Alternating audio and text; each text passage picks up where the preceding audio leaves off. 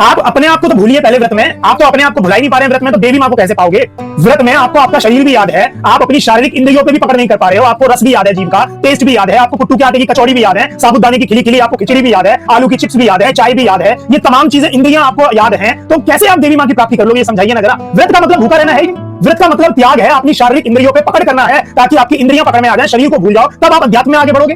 तमाम टेस्ट आपको याद है। आप देखें जितने भी धर्मों में लोग व्रत रखते हैं, चाहे आप हिंदू के व्रत याद रख लें या मुस्लिमों के रोजे देखें आप, तो शुरुआत के व्रतों में लोग एकदम भाव विभोर होते हैं, जैसे ही दिन बीतते जाते हैं उनके भाव खत्म होता चला जाता है, क्योंकि भाव है ही नहीं, अपनी इंद्रियों पे पकड़ कर ही नहीं पा रहे हैं। नवरात्रों के माताओं की अगर 9 दिन की जर्नी को आप देखें तो आपको स्वयं हैरानी होगी साहब। माता के 9 दिन जो शुरू होते हैं, आप देखें शुरुआत के जो 2 दिन होते हैं, इसमें महिलाएं एकदम भाव विभोर में होती हैं, अपने आप को वो माता का स्वरूप मानने लगती हैं, गीले बाल, व्हाट्सएप पे माता के स्टेटस, नरेंद्र चंचल की भेंटें और ये तमाम चीजें साहब 2 दिन तक। जैसे ही दिन बीतते जाते हैं, अब करने को कुछ है ही नहीं, माता का इतना भाव है ही नहीं, तो अब ये क्या कर रही होती है? यूट्यूब पे सर्च कर रही होती है कि साबुदाने की खिली खिली खिचड़ी कैसे बनाएं, क्योंकि ये बर्बाद कर चुकी होती है बना बनाकर। अब देखिए ना, इंद्रियों पे पकड़ नहीं हो रही है, जीभ पे पकड़ नहीं हो रही है। और 5वें 6ठे दिन तो ये आता है हल्दीराम और बीकानेर की लाइनों में लग के टोकन लिए जा रहे होते हैं व्रत वाली थाली के साथ। और फिर 9वां दिन आता है व्रत का, तो फिर महिलाएं एकदम भाव विभोर में गीले बाल करके कहती हैं कि माता मैंने संपूर्ण 9 दिन अपनी निष्ठा से व्रत रखे हैं, लाओ पे कृपा कर दो। अब माता भी जानती है कि मूर्ख बना रही है, इंद्रियों पे पकड़ नहीं है, आपको अपना शरीर भी याद है, जीभ पे पकड़ नहीं हो रही है, शून्य नहीं कर पा रहे हो अपनी इंद्रियों को, और पाना चाहते हो देवी मां को, तो कैसे होगा साहब? और रोजे का भी यही हो रहा है साहब। शुरुआत में लोग रोजे रख रहे हैं, मुस्लिम लोग, उन्हें लग रहा है कि अल्लाह पाक की प्राप्ति कर लूंगा, इतनी इबादत करूंगा, और जैसे ही रोजों के दिन खत्म हो रहे हैं, इफ्तारी का समय आ रहा है, तो इनकी भूख बढ़ती जा रही है।